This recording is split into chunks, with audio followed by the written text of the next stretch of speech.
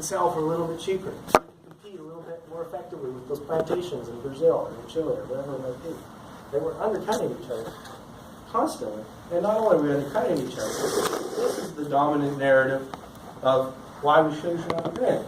So this is our man, Milton Friedman. And so this guy is basically like the intellectual, like, godfather of neoliberalism. Now he would hate being called a neoliberal, but that's what it is. And he said, look, there's one responsibility of business and one alone, and that is for them to increase its profits. That is what business exists to do. It doesn't exist to make us feel better. It doesn't exist to make us better off. It doesn't exist to do anything else but increase its profits however it can. And this is not exactly a new idea, but boy is it a problematic idea. Right? Because it just says a business is responsible for increasing shareholder profits. Now, the funny thing is that if I said to you as an individual, do you think your only role in life is to just increase your profit? That your only role in life is to just get as much money as you possibly can and not think about the obligations that you have to society at large, to long-term sustainability, to people who are worse off than you? You would feel very uncomfortable if I said to you, your only responsibility is to increase your profits. And yet we live in an economic system and an economic world where the majority of these companies all abide by this idea alone. So, and this is not a new idea. So here's Adam Smith, who's seen as the godfather of capitalism. And so what Adam Smith said is not from the benevolence of the butcher, the brewer, or the baker that we expect our dinner, but from their regard to their own self-interest. So what that means really is that if someone's selling you something, it's not because they care about you, it's because they want to make money from selling you something. The butcher isn't there, the brewer isn't there, the baker isn't making bread because they have some social mission to provide the world with bread. They're doing it because they've figured out how to make money on every loaf of bread, and they're protecting their own self-interest by continuing to sell you bread. Now, Milton Friedman, later in life, he got a little wiser, and he recognized, you know what, maybe I need to revise this thesis. Right? And so he revised it. He said, there's only one social responsibility, is to use its resources to engage in activities designed to increase its profits, so long as it stays within the rules of the game, which is just to say, it engages in open and free competition without deception and fraud. And so that's the real issue. That's why this whole thing isn't working. That's why people are falling through the cracks. That's why we're destroying our environment at an incredibly rapid rate. That's why we see so many problems with this economic innovation, is this idea that you have to engage in open and free competition and obey the rules of the game. So how many companies, acting in their own self-interest, are really concerned with obeying the rules of the game? They don't care. Right? So here, I want to give you an illustrative example of why it's gotten so easy for companies to not follow the rules of the game. So here's the world's biggest economic entities. This means how much revenue they're collecting. Right? So the United States, I think they collect like $3 trillion a year in revenue in taxation. China and Germany. Right? So these are the biggest economic entities by revenue. 2015 data. So as we can see, Walmart is essentially the 10th largest economic entity in the world. So how do you set up rules to constrain the behavior of something that's bigger than the vast majority of all countries? Right? And here's a harder to read list. Here's the top 100. So every in black are countries, and in red are corporations. So if we measure what are the largest economic entities in this world, the majority of them are corporations. And yet somehow we expect them to play by the rules of the game. But we expect to have open markets, the free movement of goods and capital and services and ideas around the world, and that these companies, who run on the idea that their only responsibility is to increase profit, are somehow magically supposed to follow the rules of the game. But they control the game. They define the rules of the game. Right? They give us some crumbs here. Walmart tells us that we're putting solar panels on the roof. Starbucks says something nice about mental health. IKEA says, oh, we're committed to FSC and sustainability. But they're defining the rules of the game. And these governments are very limited in their ability to actually constrain the behavior of these corporations. And so that's why we live in a situation where yes, we've been lifting the world up and we see these positive trends, but that there's a really dark underbelly to all of this. And that we need to be really critical of when Dr. Bohl or Dr. Cohen comes up here and talks about how great innovation is, and aren't we going to solve all these problems by innovating for the bottom of the pyramid? These companies are just looking for more opportunities to make money without any real social responsibility beyond just making money. And so what I want to capture this, I think this kind of captured it all. We're in a race to the bottom. This economic system, these 70 companies, this free flow of goods and services and ideas has pit the people against each other. Right? So U.S. workers versus Chinese workers versus Haitian workers, we're all saying, who's going to work for less money? Who will work longer hours? Who will work for less pay? Who will work for less benefits? Right? And the minute a U.S. worker gets too expensive, the factory moves to China. And then the minute the Chinese worker wants too much money, the Chinese factory moves to Vietnam. And then once the Vietnamese worker gets too expensive, the factory is going to move to Ethiopia. And it's just going to keep cycling down. And yet we're supposed to buy into this narrative that if we let corporations just do what they want to do, that if we embrace a free market, somehow we're going to solve all of these problems. We're going to feed people, we're going to house them, we're going to give them cell phones and fridges and television. Right? So I think from this perspective, looking at this trend, I think it's fair to say that capitalism is kind of crazy.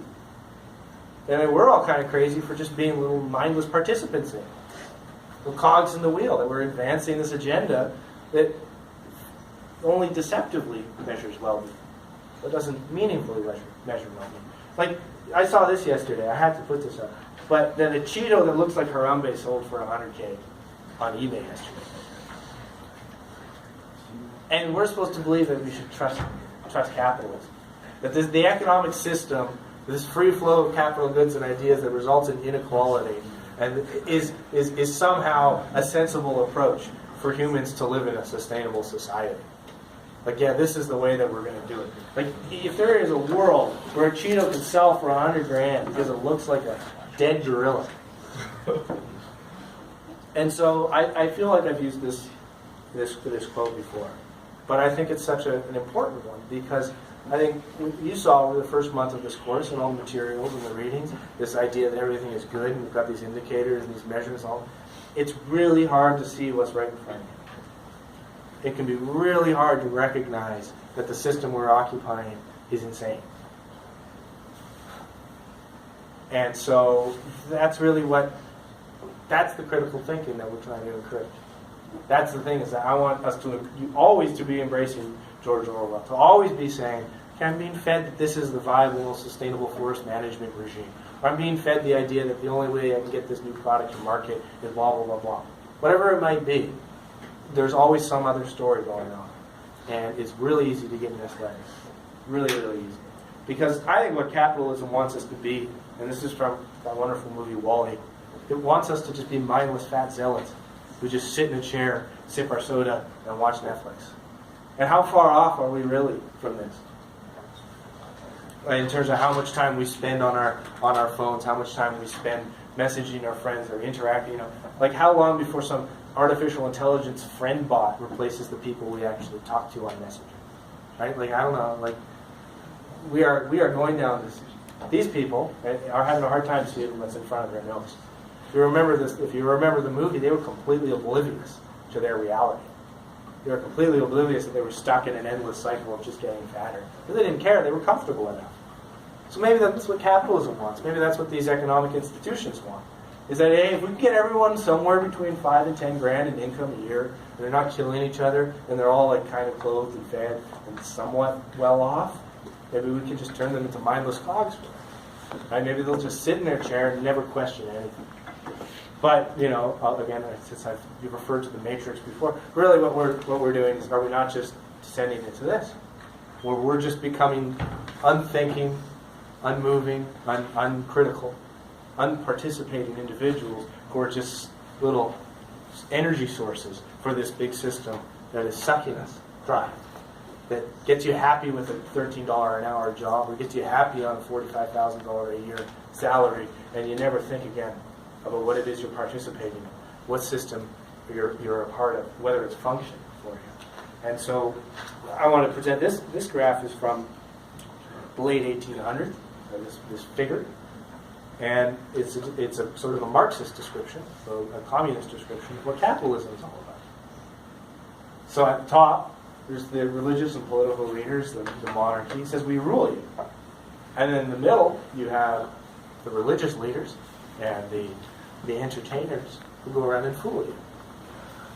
And then one step below them is saying, well, if you don't obey the people who are either fooling you or ruling you, we're going to shoot you. And then one step below that is this bourgeois. These people who enjoy the good life. They're having a good time. They get to go to nice restaurants in Gastown and spend like $80 on a dinner like 3 times a week. And, they're eating for you. But underneath it all is the working man. Underneath it all is these people that we've lifted up just enough so that they don't complain. And that's what neoliberalism and capitalism is great at. So there's like a modern one that might be easier to think. But when I'm showing you a graph of, look at all this reduction in poverty, isn't it great? Look at all these calories available. Look at how great it's been in terms of all this. Aren't we really, though, just creating more and more people to just work to support this pyramid that's really just controlled at the top by very few people? And so I think that's exactly what's happening. Right? Whether we like it or not, that's the process we're a part of. So am I comfortable with the fact that more people are eating, less people are dying, that the world is better off? Maybe I am, maybe I'm not. I don't think it's a question of like belief or comfort. It's just recognizing that there can be two competing narratives and they might both be true. And that's one of the hard things to grasp here. So like here's a great case study of this in action, right? So we all get upset when like an article of clothing is like more than $30. Right? Like if a t-shirt is like more than $30, like, why is that shirt more than $30? Or if a jacket's more than $200, like, why is that jacket? That's too much money. I don't want to buy that. We love our fashion cheap and fast. Like the chances, I wonder how many garments that we're wearing in this room were made in North America. Right? I imagine it's a very, very small percentage. And that, in fact, the majority of these garments, the majority of what we wear, is made overseas. And when we're buying these garments, we get it through this beautiful, sanitized process. Right? Isn't that just alluring? Look, it's all nice and folded and sorted by color and size. And it's really easy for me to walk into a Joe Fresh on Granville Street and buy like an $18 shirt and think, isn't that a great value? Isn't capitalism wonderful? I love globalization. Right? It's made this shirt, which is so stylish in this season's colors or patterns or whatever, $18. I'm just thrilled with that. But what capitalism ignores and what that store ignores is that someone's making that. Someone is making that shirt, and they're making like somewhere between like $2 and $6 a day. Now, according to the United Nations, the fact that they're making $2 to $6 a day means they're not poor. Isn't that great? Oh, it means they're putting their kid in school because they're making just enough money to send them to some primary school. Isn't that great? Isn't this wonderful? So glad that these women are able to make shirts for Joe Fresh for us to buy them. Right? But the problem is that Joe Fresh hires some Bangladeshi textile manufacturer who subcontracts out the labor to a dozen different factories to make all of these shirts that need to show up on a quarterly basis. Right? Every quarter, every 4 months, there has to be a new selection, new styles, new sizes, new colors, whatever's contemporary, whatever's trendy. Right? And so there's this rush to get the products to the market faster, to get them cheaper, because the cheaper it is, the more money that capitalists can buy. Because what's the capitalist's moral code? Their only responsibility is to increase profits. Well, this is what increasing profits looks like. So this was 2013. This was at a clothing factory in Bangladesh. And 2 days before this happened, a building inspector came, and there was tenants on all the floors of this building. There was about 5,000 workers in this building. And the first 3 floors were the owners of those businesses said, oh, we better get out, because the building inspector said, this building's about to collapse. This is really dangerous. We think you need to do some repairs. But on the top 2 floors was a textile manufacturing company that was working for Bennett, that was working for Walmart, that was working for Joe Fresh. And that textile manufacturer said, well, I need to hit my delivery date. I need to get these to market. I need to make my profit. That's my only responsibility. nothing about my mandate, nothing about what this world has told me. It says that I need to care about my workers. That I need to care about whether they're alive. So 2 days later, after the building inspector showed up, the building collapsed. 1,129 people died. Boom, instantly. Because there was no safety precautions, no ways to get it. It collapsed and died. There is a human cost to your cheap shirts. Capitalism doesn't care about that human cost. It doesn't care about the suffering of people who are working for subcontractors who don't care about safe work practices. It does not care. The UN Economic Forum, these indicators that you're being told say that the world is getting to does not care. 1,129 people. That's nothing. We have 7.3 billion. Who cares if 1,129 died in a factory collapse? That means nothing to us. And don't think it's it's slowed down in any way. The child labor in the textiles industry is incredible. Where you have 6-year-old kids who, instead of going to school, are going to work for $2 a day because that's what makes their family better off. So how do these institutions and measures and these economic indicators that I'm saying, go and find the data. Go and look at what the UN says. Go and say that, well, you're not in poverty because you're making $8 a day. Well, maybe this kid's making $8 a day. Do we think he's in poverty? Do we think this is like a good situation? Do we think capitalism actually cares about whether this kid is working in a factory or not? Now, Milton Friedman says play within the rules of the game. Well, what if when companies control the rules of the game? When the textile manufacturing sector in Bangladesh is stronger than the government itself, what the hell is the government supposed to do? And what's most shocking about this is that this is not like a new development. We have always known that companies will do everything they can to screw people. So this is a kid working at a textile factory in New York City in 1906. Exactly the same conditions. And here she's wearing slightly different clothes. But we had women. This is a shirt factory. This is a famous shirt factory in New York, 1913. Full of American women making shirts. Exactly the same situation. There was a fire. 114 of them died. Capitalism doesn't count. And this is the time where, in the United States, companies were very strong relative to government. There were no protections for workers. There were no workplace safety laws. There was no such thing as employment insurance or workers' compensation and all the stuff that we enjoy in the developed world today. Now, eventually, through the power of organized labor and unions and protests and continued resistance against this system, people were saying, we refuse to participate in a system that does this to people. Eventually, there's less people dying in factories in the United States. But it's not as if people have just stopped dying in factories. They just die somewhere else. They just die in even larger numbers in Bangladesh. But we just don't pay attention to it. We don't get out in the streets and protest in front of Joe Fresh about how cheap their clothes are. We don't care. So the aftermath of that fire was extraordinary. And what's really important to realize is that it's not just fashion. You think it's just Joe Fresh and Walmart trying to sell you $12 shirts that is creating absolutely terrible living conditions for people around the world? Like what do we think goes into these phones? What do we think they're made of? Right? There are hundreds of different minerals and metals and plastics that go into any electronic device. And yes, lots of them are coming from a big petrochemical facility which is highly automated and just spits out plastic and it gets sold in bulk to an Apple subcontractor who makes the outside of a phone. Whatever, great. There's also conflict minerals present in tremendous quantities.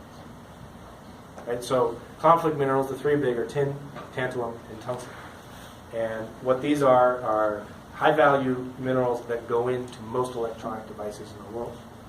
And over the last 20 years, basically slaves in the Congo have been working for rebel leaders, basically guerrilla warlords, who make tens of millions of dollars a year just selling these minerals into the global metal supply chain. And eventually those end up in the devices we run. And so that's why phones get cheaper and cheaper and cheaper.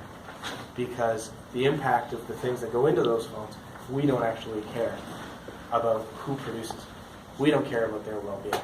We don't care about whether there's some guy who's crawling in and outside of a pit 18 hours a day with 40 pounds of rocks on his head for $1 a day. We're completely indifferent to that because guess what? The only responsibility of business is to increase profit. is not to be responsible for him. It's not to be responsible for his well-being. And it's not just that the beginning of the creation of the phone. This is a photo from Accra, a city in Ghana, a suburb of Ghana, where the majority of European electronic waste ends up. So EU, the European Union, has done a lot of work to try and keep electronic waste. That means waste from like this TV or this computer or this phone or this clicker. And we've tried very hard to take these complex, toxic, nasty products and dispose of them responsibly ourselves. But a lot of them end up getting shipped overseas. Because guess what? It costs a lot of money to dispose of this responsibly. So what better than to send it to Africa or to China or to India, where the most common practice is to douse it in gasoline, burn it, and then go through trying to pick out any kind of scrap metal that might be worth money. And that there's entire populations that exist on this, that are dependent on this as a way of life. And people are exploiting this terribly. I mean, here I think you can see like printers and a PC and some CRT monitors and a keyboard. So I read about a charity in Texas that was set up under the auspices of collecting old computers from schools and churches and sending them to Africa so that young kids could get computer skills. But the entire thing was a fraud. And they were just collecting e-waste, putting it in a shipping container, shipping it to Africa and selling it by the ton. Because let's just say an old computer monitor, you guys won't remember what a CRT monitor is, but those old big thick glass ones, those screens were 12% lead. So if you took that screen and you smashed it up and you melted it down, you could get an economically recoverable amount of lead. And it's worth it if you can pay someone absolutely nothing under slavery conditions to actually do it. Right? And so we can see this across all of these stories. I told you that this was the most wonderful thing that ever happened. That this giant ship full of cargo containers that goes around the world and makes goods and services flow freely. But that's why I can order something from China and it costs nothing to get it shipped here, because it's just getting shipped for almost nothing. Let's not pretend that there's not a cost to this. This ship was full of those cargo containers that end up in Ghana full of e-waste. Right? It can enable good things, but it's enabled absolutely terrible things too. And when you look at the big picture, what happens to these ships? So eventually, after 20 to 30 years, they're not worth anything anymore. And so there's an entire industry of ship breaking. Right? How do we smash these old ships and recover whatever steel or iron or other metals that we possibly can from these ships? And where do you think this ship breaking happens? Do we think it happens in North Vancouver in a nice facility employed with union guys making $28 an hour? Do we think it happens with government oversight? Do you think that there's companies playing by the rules of the game, making sure that the environment and people aren't damaged by this? It's madness. It happens in India, where they get the ship, they turn it on one last time, they run it at the beach as fast as they can, and then they spend years hiring essentially slave labor to pick it apart. And these guys will go in there with welders and hammers and basically by hand dismantle a gigantic ocean freighter. And this is happening with every one of these ships that we see coming in and out. But there is a human cost to this. And so we have argued that, how great has it been for the forest products sector in BC to be able to ship logs or dimensional lumber outside of the port of Vancouver to China, to India, to the United States. Isn't that wonderful? Well, what do you think got us there? How is this race to the bottom? How has capitalism actually dealt with the consequences of this? Yes, there's been a positive benefit, but boy, have there been some losers in this. But according to our measures, if this guy's getting paid $1 an hour, that means he's making $8 a day. That means he's got a great job, according to this, he's not in poverty. I wonder if anyone would look at this, that someone who's doing this 60 hours a week, and say they're not living in poverty. Right? And so, I've said that, isn't technology been wonderful? Isn't this integration of demand and supply, isn't this integration of the global economy been a great thing? Because it's allowed big machines to open big mines, which create enough iron ore that drive down the price of a car, so that now anybody can afford to own a car. Or that anybody can afford to own a fridge. Or anybody can afford to own a cell phone. Right? And so, that's some nice idealistic version of what mining is. But there's a very different version of where it's done. This is brought up in the discussion group where there is a mine in a volcano in Indonesia where workers are descending down into essentially a noxious volcano where you should not be breathing the air and hauling up sulfur on their backs and making $12 a day. And they're willingly doing this because $12 a day in the area of Indonesia that they live in is a great deal. $12 a day lets them put their kids in school. $12 a day lets them put food on the table at the end of the night. But we have to recognize that as much as mining might look cool and involve massive machineries and guys with high skill, mining is very much this as well. That the same forces of integration and openness that have allowed for technology and societies to prosper have created a lot of people who live in constant conditions. And so it keeps going. This race to the bottom continues to happen. Right? As soon as one country gets a little too expensive, as soon as people start complaining a little too much about how high the cost of living is, as soon as people start complaining about, well, my hours are too long, or this is unfair, I don't want to live in these circumstances, and where the money goes, it goes somewhere else. Because that's its responsibility, is just to make profit. So if people start complaining too much about their wages, capitalism in this new world, capitalism in this world where it's easy for goods and services and ideas to transfer around, it's just going to go somewhere else. And so now the biggest investor in Africa right now is China. Because Chinese enterprises, whether they're mining companies or energy companies or manufacturing companies, are like, hey, this is a great opportunity. Right? There's a lot of money to be made here. There's a lot of opportunity to sort of put people to work.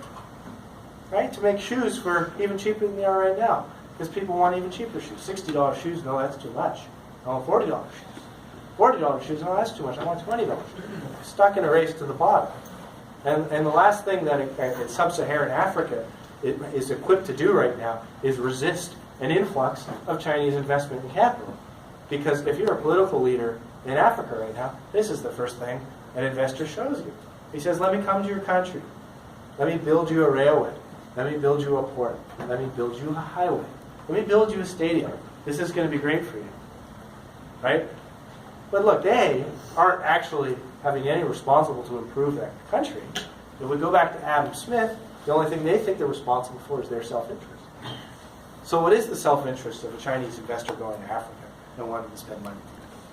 Is that person's self-interest to lift up the well-being of an African country? Or is that person's interest is to sell as many shoes as possible to rich Europeans and Americans? And so a shocking development has been that not only are factories in China moving from coastal cities to interior cities because of manufacturing costs and wages, they're just taking these factories, packing them up, putting them in shipping containers, and moving them to Africa. Just wholesale. They're saying, you're all fired, we're out, we're going to Ethiopia. And so now Ethiopia has become one of the fastest growing areas for textile manufacturing, for clothing manufacturing, for shoe manufacturing. And this is the image of the people when a photographer is allowed into the factory. So it doesn't look particularly abusive, exploitative. Maybe it's not. Maybe this factory owner is benevolent. Maybe this is an example of a good factory. But if we should have learned anything about companies and whether they should be trusted, it's that they will get away with whatever they can. And so when they're under scrutiny, when people are watching them, they'll behave themselves and they'll follow the rules of the game. And they don't want to get sued. They don't want to get a bad video about them go viral on Facebook or whatever the hell it may be, right? And so, but when they're not under scrutiny, when they're hidden, out of sight, out of mind, how do we think these corporations behave? Do we think they're responsible actors? Do we think they're helping folks out? So, another thing that people we've talked about is this movement of people around. That look, if you live in Vancouver, you will have noticed that there is a tremendous population of Filipino people who work as nannies and maids, and that those nannies and maids are immigrating here to make money to send it back to the Philippines. And interestingly enough, 12% of the Philippines' GDP comes from remittances. That's a huge amount of cash that's flowing from around the world back to these countries. And if you're a nanny for a rich West Side family in Vancouver living in the basement suite, you've probably got a pretty decent life. Like, you might have to deal with a lot of screaming children, but your life isn't that bad. But this free flow of goods, this flow of people around the world to wherever there are jobs, and their ability to send money around the world as a result of getting that job, has had all sorts of crazy consequences. So this is from a building site in Qatar. So this is the host of the 2020 FIFA World Cup. And the entire FIFA World Cup, this massive sporting event worth billions of dollars, which hundreds of millions of people will sit around and watch and enjoy and say, isn't this wonderful? Isn't football a great unifying force in the world? Isn't it great that we can all put our differences aside and watch a soccer match together? Well, it's getting built on the back of slaves. Literally slaves. There are workers primarily from Nepal, India, Bangladesh who are going to the Mideast and working under slavery. When they get there, you're told you're going to have a great job, we're going to provide you a place to sleep, we're going to provide you work, and then you can leave anytime you want. They go there, they have their passports taken away from them. Capitalist owner has one responsibility, that is to make profits, as long as he's following the rules of the game. But those capitalist owners who are in bed with the government who tried to win the FIFA World Cup 2020, they want those stadiums to get built. They want those roads to get built. You think they're going to complain about labor rights and working practices in Qatar? Absolutely not. So one of the shocking things that I found out is that, according to some measures, and this isn't exactly provocative or controversial,